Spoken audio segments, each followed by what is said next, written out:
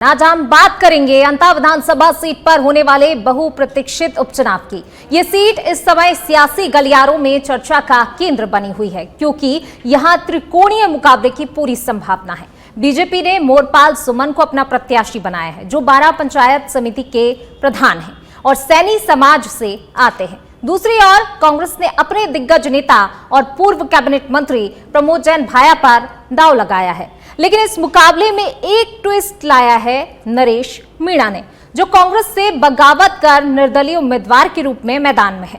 सवाल यह है कि क्या बीजेपी इस सीट पर अपनी जीत का सिलसिला बरकरार रख पाएगी, जिसने हाल के उपचुनावों में 7 में से 5 सीटें जीती हैं, या फिर प्रमोद जैन भाया अपने मजबूत जनाधार के दम पर कांग्रेस को इस सीट पर वापसी दिलाएंगे। और सबसे बड़ा सवाल ये कि क्या नरेश मीणा की बगावत क्या कांग्रेस के लिए मुश्किलें खड़ी कर देगी, या ये त्रिकोणीय मुकाबला बीजेपी के लिए खतरे की घंटी साबित होगा।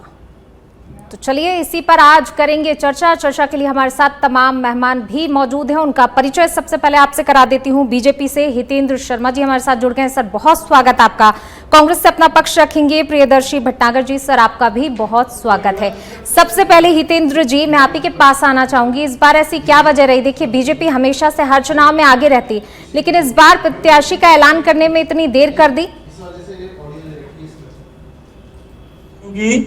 काफी बड़ी संख्या थी हमारे पास, आधा दर्जन तकरीबन मजबूत दावेदार थे। कांग्रेस के पास कोई दावेदार नहीं था, एक ही दावेदार थे, प्रमोद जी जैन भाया।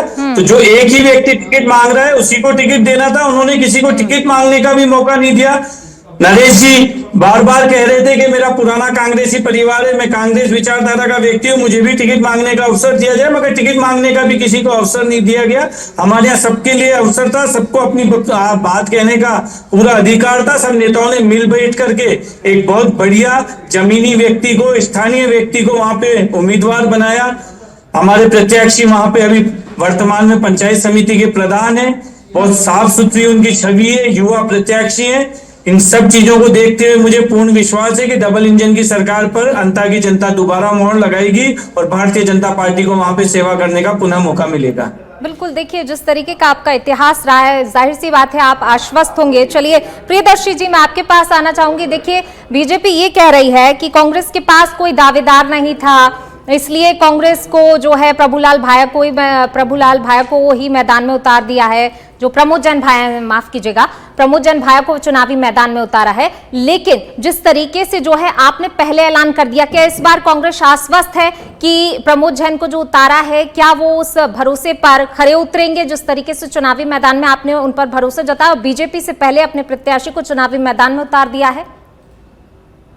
जी देखिए, कांग्रेस पार्टी ने धरातल पे जाके, फील्ड में जाके अपने प्रभारियों और आम जनता का जो फीडबैक आया, उस फीडबैक के आधार पर यह तय था कि प्रमोद जैन भाया अंता विधानसभा से सबसे मजबूत कैंडिडेट है, क्योंकि गत चुनावों में भारतीय जनता पार्टी के उम्मीदवार से मात्र 5,861 वोटों से हमारे को हार मिली थी। तो उस समय भारतीय जनता पार्टी की स्थिति में काफी परिवर्तन था, ध्रुवीकरण करके और लोगों को गफलत, जी ठीक है, आपने भरोसा जताया, लेकिन ये भी एक इतिहास रहा है ना कि जो भी उपचुनाव हुए हैं उसमें से बीजेपी 5 में कामयाब रही है, बीजेपी ने अपनी जीत दर्ज की है। जी बिल्कुल, जो अभी तक चुनाव हुए हैं उसमें बीजेपी ने है ना आगे बढ़त हासिल करी है, लेकिन तब की परिस्थितियों में और आज की परिस्थितियों में रात दिन का फर्क है। आज 21 महीने की सरकार है राजस्थान में भारतीय जनता पार्टी की। वास्तविकता यह है कि भारतीय जनता पार्टी हर मोर्चे पे विफल है। इनके पास में 21 महीने के 21 काम भी नहीं है। इन्होंने सिर्फ कांग्रेस सरकार की, जो गत अशोक गहलोत जी की सरकार थी, उनके कार्यकाल के जो बेहतरीन काम थे, उनकी योजना थे, उसके सारे पे बैसाखी के रूप में इन्होंने अपनी सरकार चलाई है। इनके पास में अपना कुछ नहीं है। आज आप देख लीजिए प्रदेश के अंदर कानून की क्या व्यवस्था है, भ्रष्टाचार की क्या स्थिति है, आप बेरोजगारी के अंदर ये फेल हुए हैं। आज आप देख लीजिए भजरी माफियाओं का क्या हाल है, अपराधों की बढ़ोतरी हो रही है, खुद मुख्यमंत्री जी सुरक्षित नहीं। तो इन सब कारणों से जनता में विश्वास खोया है भारतीय जनता पार्टी ने, और कांग्रेस के पक्ष में माहौल तैयार हुआ है। बिल्कुल, चलिए जवाब ले लेते हैं। जनता के बीच आपने विश्वास खो दिया है हितेंद्र शर्मा जी, और जैसा कि देखिए लगातार हमने देखा कि आपको इस बार काफी ज्यादा विचार मंथन करना पड़ा। जिस तरीके से कांग्रेस ने अपने प्रत्याशी को चुनावी मैदान में उतारा, क्या आप एक चुनौती के रूप में देखते हैं? कड़ा मुकाबला यहां पर आपको मिल सकता है प्रमोद जैन भाया की तरफ से, इसलिए आपको विचार मंथन करना पड़ा, इतना ज्यादा बार बार बैठकें हुई और उसके बाद आपको चुनावी मैदान में प्रत्याशी घोषित करने में इतनी देरी हो गई? देखिए, कोई कड़ा मुकाबला नहीं है। प्रियदर्शनी जी कह रहे थे कि भाई हमने सर्वे करा, हमने प्रभारी भेजे, हमने ये भेजा वो भेजा। कब भेजा? मंडे को तो इलेक्शन अनाउंस हुए और ट्यूसडे को, मंगलवार को इन्होंने प्रत्याशी बना दिया। तो ऐसा कौन सा कांग्रेस के पास नेटवर्क था कि एक दिन में 24 घंटा भी नहीं हुआ और 24 घंटे के अंदर उन्होंने सर्वे भी कर लिया, प्रत्याशी चयन भी कर लिया, सारी परिस्थितियां भी देख ली। तो ये सब चीजें कहने में कोई सार नहीं है। जो नरेश जी कह रहे हैं उन चीजों का भी इनको जवाब देना चाहिए। भरत सिंह जी जो कहते कहते मर गए कि भाई स्वर्ग सिधार गए, स्वर्गीय भरत सिंह जी, जिनका दोनों ही पार्टियों में बहुत सम्मान था, वो जो कह रहे थे या तो ये मान लेंगे भरत सिंह जी जो कह रहे थे वो गलत था, वो झूठ था, या फिर अगर वो सच था तो कांग्रेस की ऐसी क्या मजबूरी थी जो बार बार इतनी जल्दी में एकदम से टिकट दे दिया। और भारतीय जनता पार्टी के कामों की जहां तक बात करते हैं तो हम लोगों ने नौकरी देने में, रोजगार में हितेंद्र हमारे जी देखिए, जब कांग्रेस जो है देरी करती है प्रत्याशी घोषित करने में तब भी आप सवाल खड़े करते हैं। अब कांग्रेस ने आपसे पहले प्रत्याशी की घोषणा कर दी तो यहां पर भी आपको तकलीफ हो रही है। देखिए, कांग्रेस कभी भी प्रत्याशी घोषित करे, हमें कोई तकलीफ नहीं है।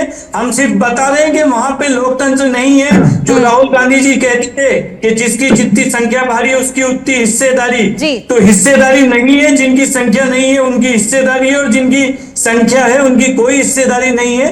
इस चीज पे भी इनको जवाब देना चाहिए। मेरा यही कहना है कि कांग्रेस पार्टी सब तरफ से पूरी तरह से वहां फेल है। इनके अंदर आपस में विरोधाभास है, वहां पे गुटबाजी है बहुत अधिक। कांग्रेस में जो कांग्रेस का कोर वोट है वो कांग्रेस से छिटक चुका है। भारतीय जनता पार्टी का वोट बैंक पूरी तरह से इंटेक्ट है। डबल इंजन की सरकार, हमारे मुख्यमंत्री जी के काम और भारतीय जनता पार्टी के इस बार तो कांग्रेस के सारे नेता जो हैं एक साथ नजर आ रहे हैं। पहले आप सवाल उठाते थे गुटबाजी को लेकर, अब तो कांग्रेस के सारे नेता, दिग्गज नेता, गहलोत साहब मंच पे आते हैं, गहलोत साहब मंच पे आते हैं, उसके 10 मिनट बाद पायलट साहब मंच छोड़ के चले जाते हैं। पायलट साहब के साथ ही उनके समर्थकों का एक बहुत बड़ा वर्ग वहां से चला जाता है, रैली का स्थान खाली हो जाता है। ये सब चीजें देखी है वहां पे जनता ने, क्या है वहां पे मैसेज, नेताओं का क्या कहना रहा है, ये सब चीजें जनता के सामने। कांग्रेस की गुटबाजी तो इतनी है कि लोग कपड़े पहन के मीटिंग में जा रहे हैं पूरे राजस्थान में जिलाध्यक्ष के लिए, बिना कपड़ों के बाहर निकल रहे। कांग्रेस के दूसरे के खून के प्यासे बन गए। प्रियदर्शी जी, बीजेपी तो आश्वस्त नजर आ रही है अपनी पूरी जीत को लेकर। जिस तरीके से उन्होंने प्रत्याशी के चयन को लेकर यहाँ पर टाइम जरूर लिया, लेकिन कह रहे हैं कि ये प्रत्याशी जो है उन्हें जीत दिलाएंगे। देखिए, बीजेपी को क्या है, आत्मचिंतन की बड़ी आवश्यकता है। ये प्रमोद जैन भाया जी से इतने डरे हुए क्यों हैं? ये अपनी बात तो कर नहीं रहे कि इनके पास में जनता को देने के लिए क्या है। ये कांग्रेस के ऊपर उंगली उठा रहे हैं। आज इनको इस चीज का क्या आभास नहीं है कि मदन राठौड़ जी और खुद मुख्यमंत्री भजन लाल जी वसुंधरा राजे सिंधिया जी के घर पे मान मनोहर करने आए थे, लेकिन हुआ क्या? हुआ यही कि वसुंधरा राजे सिंधिया जी का ही कैंडिडेट उनको प्रभुलाल सैनी भी मुलाकात करने पहुंचे थे। प्रभुलाल सैनी भी मुलाकात करने पहुंचे। लगातार बैठकों को दौर चला। वसुंधरा राजे के यहाँ पर गहन चर्चा हुई है। बिल्कुल बिल्कुल। देखिए, प्रभुलाल सैनी जी वसुंधरा राजे सिंधिया जी का विश्वास प्राप्त नहीं कर पाए। इस वजह से आज आप देख लीजिए इन्होंने जबरदस्त गुटबाजी है। आज प्रभुलाल सैनी इनका इलाज करेंगे तबीयत से। प्रियदर्शी जी, लौटूंगी मैं आपके पास। हमारे साथ एक और मेहमान जुड़ गए, उनका भी परिचय करा देती हूँ। राजनीतिक विश्लेषक एकलव्य जी हमारे साथ जुड़ गए हैं। सर, सबसे पहले बहुत स्वागत आपका। धन्यवाद। आऊंगी एकलव्य जी आपके पास। प्रियदर्शी जी, अब अपनी बात कंप्लीट कर लीजिए। जी, ये आपस की गुटबाजी के अंदर इतने त्रस्त है कि ये अंतिम समय पर इन्होंने कैंडिडेट ले अपना मैदान में उतारा है। आपको मैंने डिस्कस किया, आपको समय दिया था, आपकी बौखलाहट जवाब देंगे। हितेंद्र जी, आऊंगी ना आपके पास। ये तरीका नहीं है। ठीक है प्रियदर्शी जी, भारतीय जनता पार्टी के पास में जनता को बोलने के लिए कुछ भी नहीं है। आज आप देख लीजिए, वसुंधरा राजे सिंधिया जी के सामने मदन राठौड़ जी और भजन लाल जी शर्मा दोनों की करारी शिकस्त हुई है।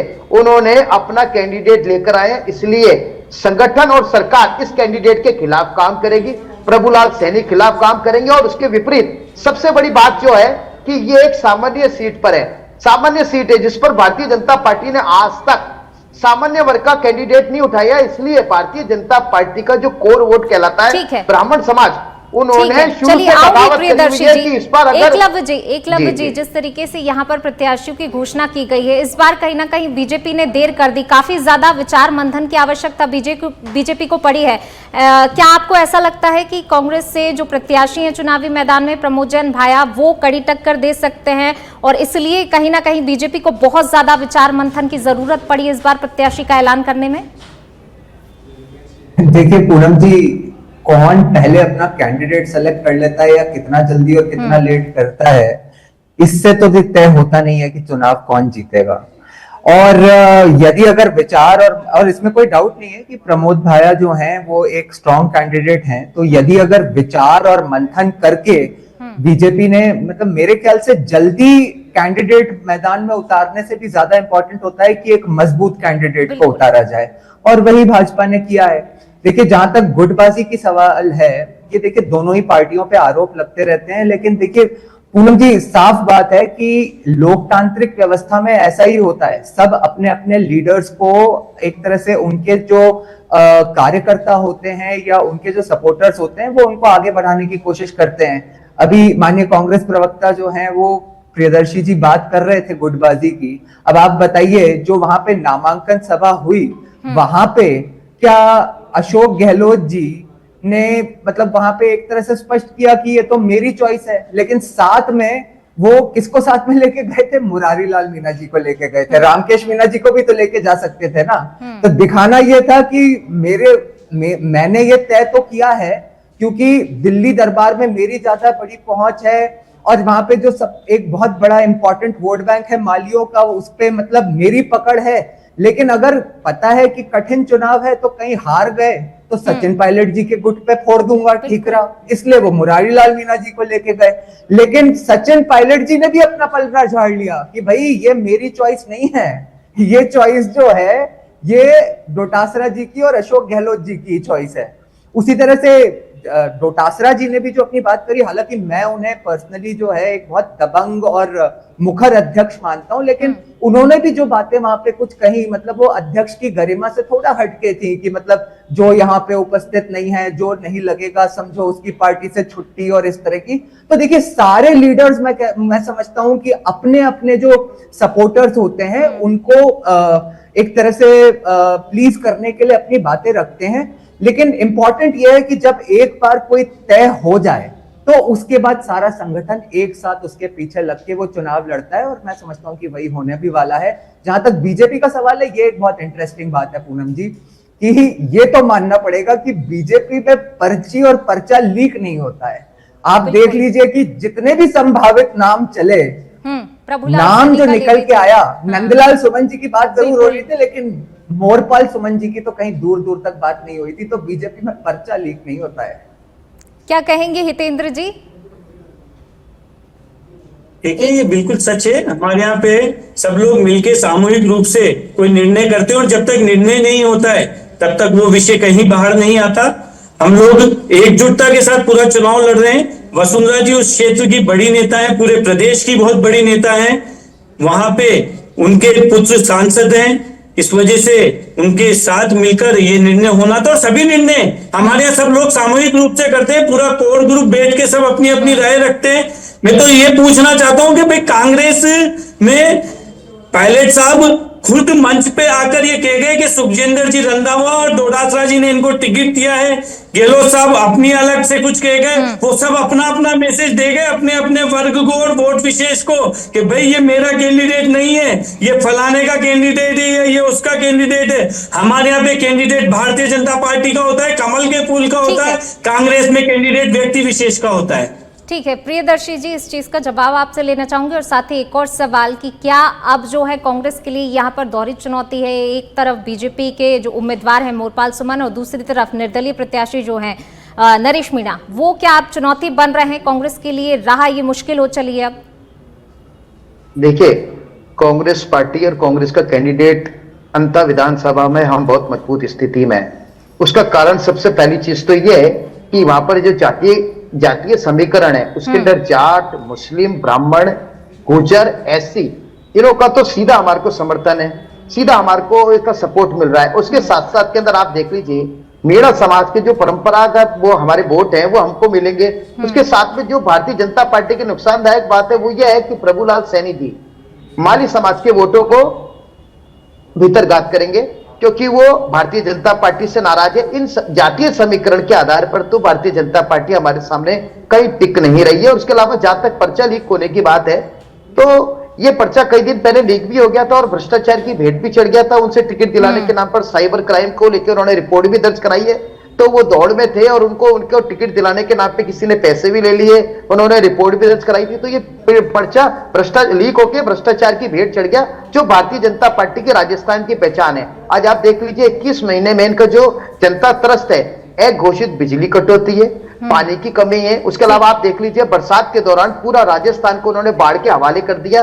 इनके मंत्री सारे के सारे सरकार के खिलाफ बोलते हैं। किरोड़ी लाल मीणा जो आपदा राहत मंत्री हैं, वो आज आप देख लीजिए 18 महीने तक तो अपना इस्तीफा देके बैठे रहे, उनका इस्तीफा स्वीकार नहीं हुआ, रोज अपनी सरकार के खिलाफ जाके छापेमारी करते हैं। तो ये सरकार के अंदर ऐसा सिस्टम नाम की कोई चीज नहीं है। जनता का जो मोह है वो इस बीजेपी के खिलाफ भंग हो चुका है। और कांग्रेस पार्टी ने जो अपना कैंडिडेट दिया है वो फील्ड में हमारा संगठन बहुत मजबूत स्थिति में है हमारे कार्यकर्ताओं के द्वारा, और जो प्रभारी जो लगातार दौरा करते रहते हैं उनके जो फीडबैक आया उसके हिसाब से हमने ये माना है कि प्रमोद जैन भाया जी बहुत मजबूत कैंडिडेट है। हमने उनको टिकट दिया क्योंकि वो स्थानीय भी हैं और सामान्य वर्ग के होने के कारण हमारे को जीत की प्रबल संभावना है। की नाराजगी या नरेश मीणा जिस तरीके से अब निर्दलीय तौर पर चुनावी मैदान में, वो एक आपके लिए कहीं ना कहीं चुनौती है। देखिए नरेश मीणा जी निर्दलीय अभी तक जितने भी चुनाव लड़े हैं निर्दलीय चुनाव लड़ते लेकर आए हैं। उसके अलावा भी हाल में उन्होंने, आपने देखा होगा उनकी छवि पे किस प्रकार से असर पड़ा है। उन्होंने एसडीएम के ऊपर जो केस हुआ था उस संदर्भ के बाद भी उनको, मुझे नहीं लगता कि जनता उन पर कोई विश्वास करेगी। और उसके साथ साथ में जो कांग्रेस के परंपरागत जो वोट है मीणाओं के, वो हमारे को प्राप्त होंगे, क्योंकि जो पार्टी से कमिटेड है वो तो हमारे को वोट मिलेंगे, जबकि कोई नरेश मीणा जी से हमारे को कोई कतई प्रभाव पड़ने वाला नहीं है। ठीक है, चलिए कोई प्रभाव नहीं पड़ेगा ऐसा आपका कहना है। एकलव्य जी, मैं आपके पास आना चाहूंगी। ये उपचुनाव क्या सरकार के स्थायित्व पर प्रभाव डाल सकता है? इसे आप कैसे देख रहे हैं इस उपचुनाव को? देखिए पूनम जी, उससे पहले एक बात कहना चाहूंगा कि जो नरेश मीणा जी की बात है, ये बात तो सही है कि वो चुनाव जीतने की स्थिति में तो कहीं से नहीं है, लेकिन जो भी उनका वोट बैंक है, देखिए एक बात को मानना पड़ेगा कि सही गलत कारण कुछ भी रहा हो, लेकिन उनकी जो पिछले 1 साल में जिस तरह से उनकी पॉपुलैरिटी उभरी है, तो आप ये देखिए कि उनकी जो विचारधारा है वो तो मतलब उसका जो बैकग्राउंड है वो कांग्रेस का ही है। और इसीलिए उन्होंने टैग करके राहुल गांधी जी को ट्वीट करके कांग्रेस से टिकट मांगा था, बीजेपी से टिकट नहीं मांगा था। तो वो जो सेंधमारी करेंगे वो अपनी ही विचारधारा के वोटर्स में करेंगे। तो ये बात तो सही है कि नुकसान दोनों को होगा, लेकिन कांग्रेस के लिए ज्यादा बड़ा चिंता का विषय है, इसमें कोई डाउट नहीं है। दूसरी बात जो आपने पूछा पूनम जी, वो उसमें यह है कि देखिए एक सीट से मुझे नहीं लगता कि विपक्ष को या सरकार को, दोनों को ही कोई खास अंतर पड़ेगा, लेकिन ये जरूर है कि इसका जो भी एक रिजल्ट आएगा आने वाले, जैसे कहते हैं ना हम, जो निकाय चुनाव आने वाले हैं, निकाय चुनाव के लिए मैं समझता हूं कि एक संदेश तो दूर तक जाएगा ही। बिल्कुल, तो ये एक तरीके से कह सकते हैं आगे के लिए संदेश है उपचुनाव के, आखिरकार जो है आगे की दिशा दशा कैसे तय होती है। हितेंद्र जी, मैं आपके पास आना चाहूंगी। देखिए काफी ज्यादा विचार मंथन आपने किया, ठीक है, आप कह रहे हैं कि पूरी बैठक होती है सबके समन्वय के साथ, फिर आपसी जो है बातचीत करके ही आप लोग नाम तय करते हैं, लेकिन ये नाम जो तय किया गया है, आप हालांकि देखिए आपका इतिहास भी रहा है कि आपने लगातार जीत हासिल की है, लेकिन कहीं ना कहीं इस बार का ये उपचुनाव आपके लिए लग रहा है कि प्रमोद जैन भाया को जिस तरीके से चुनावी मैदान में उतारा गया है, आपके लिए कहीं ना कहीं टक्कर है? देखिए ये सीट हमारे पास थी, इसे हम वापस जीतेंगे। पिछली बार भी हमने, कांग्रेस ने जो खुद की 5 सीटें थी उनमें से 4 सीटों पे उनकी जमानत जब्त कराई थी, 5 में से 4 उनके सिटिंग सीटों पे हमने उनकी जमानत जब्त कराई थी। और इस बार भी भारतीय जनता पार्टी बड़े अंतर से इस चुनाव को जीतेगी, इसमें हमें कोई संशय नहीं है, क्योंकि हमारा कैडर बहुत मजबूत है। हमारे यहाँ पे प्रत्याशी बाद में, पार्टी पहले रहती है सभी के लिए, कांग्रेस की तरह नहीं है। यहाँ पे नेता आधारित पार्टी है, नेता के समर्थक सड़कों पे लड़ते हैं। जोधपुर उसका ताजा उदाहरण है, जहाँ गहलोत साहब और पायलट साहब के गुट में कैसी झड़प हुई थी।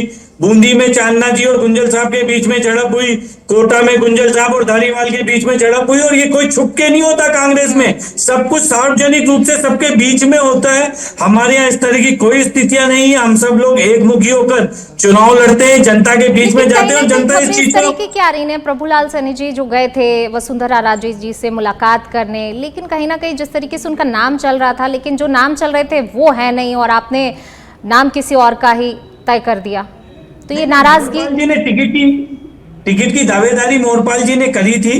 मोरपाल जी वहां से सशक्त दावेदार थे, वहां से मांग उठी थी इस बार कि स्थानीय को टिकट दिया जाए। स्थानीय जन भावनाओं को और स्थानीय कार्यकर्ताओं की भावनाओं को आदर करते हुए हमारे नेतृत्व में स्थानीय जमीन से जुड़े हुए एक सामान्य कार्यकर्ता, साधारण कार्यकर्ता मोरपाल जी को टिकट दिया। वो वहां से प्रधान भी हैं, समाज सेवी हैं, उनकी समाज में बड़ा जनाधार है और सबसे बड़ा वोट बैंक उन्हीं के समाज का है वहां पे। तो सब कुछ देखते हुए, सब जीत की परिस्थितियों को भांपते हुए पार्टी ने इस चुनाव में उतरने का निर्णय किया और पार्टी चुनाव जीतेगी। चलिए ठीक है, आप आश्वस्त हैं। एकलव्य जी, फाइनल कमेंट आपसे चाहूंगी। ये उपचुनाव राजनीतिक माहौल और जनता के नजरिए को कहीं ना कहीं प्रभावित करेगा और आगे की दशा दिशा भी इसी चुनाव से लगभग तय भी हो जाएगी कि आखिरकार जनता क्या सोच रही है और क्या आगे के लिए चाहती है। देखिए पूनम जी, मुझे जो सबसे अलग जो इस चुनाव में एक बात लगी वो ये है कि जो हमारे माननीय मुख्यमंत्री जी हैं वो अभी एक जिसे कह सकते हैं प्रशासन में नए हैं, एडमिनिस्ट्रेटिव एक्सपीरियंस अनुभव उनको शायद अभी थोड़ा कम है, लेकिन जो उनका संगठनात्मक जो अनुभव है एक तो वो, और जो ये जो अंतर जो जिस हड़ौती क्षेत्र में पड़ता है उसमें जो पूर्व मुख्यमंत्री वसुंधरा राजे जी का जो कद और प्रभाव है, इस बार इस चुनाव में इन दोनों का जो समन्वय बैठते हुए दिखा है, मुझे लगता है कि इस चुनाव में भाजपा की सबसे बड़ी शक्ति वही होने वाली है। और कांग्रेस को अगर इसको ठीक से हैंडल कर पाना है तो कांग्रेस को ये इंश्योर करना पड़ेगा कि इनके जो वेरियस लीडर्स हैं क्या वो एक संगठनात्मक रूप से एक साथ मिलके अपने लीडर के पीछे लग के कर पाते हैं या आपसी राजनीति हावी हो जाती है। आई थिंक मुझे लगता है कि इसी से सबसे बड़ा संदेश जनता में जाएगा। बिल्कुल। चलिए, आप सभी मेहमानों का बहुत बहुत शुक्रिया इस चर्चा में शामिल होने के लिए। तो देखिए, अब बीजेपी ने भी अपने प्रत्याशी की घोषणा कर दी है और इसी के साथ ये कहा जा रहा है कि मुकाबला जो है त्रिकोणीय हो चला है और अब देखने वाली बात होगी कि आखिरकार अंता का घमासान जो है, जो अभी चुनावी मैदान में प्रत्याशी अब अपनी किस्मत आजमा रहे हैं, आखिरकार जीत किसके हाथ लगती है। क्योंकि अब देखिए, तीनों ही प्रत्याशी जनता के बीच हैं और अब जनता किसके सर पर ताज सजाएगी जीत का, ये आने वाले वक्त में पता चलेगा।